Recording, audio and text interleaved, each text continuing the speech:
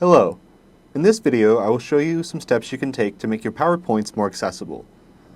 Before you share any PowerPoints to your course or send them out through email, you should take some time and make sure they're accessible to any screen reader, such as Ally, which both you and your students have access to through Brightspace. In this video, I will show you how to set the reading order for each of your slides within your PowerPoint document. Making sure that the reading order for each slide is set correctly will make sure that any learner using a screen reader is taken through the content of the PowerPoint in the order in which you intend.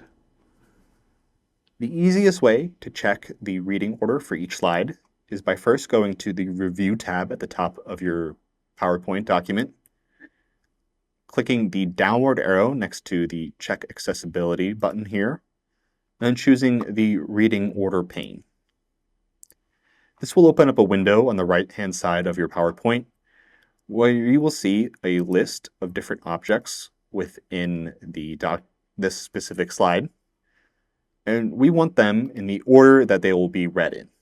So we can see here, if we click on the first one, we'll highlight the associated text box, which is second.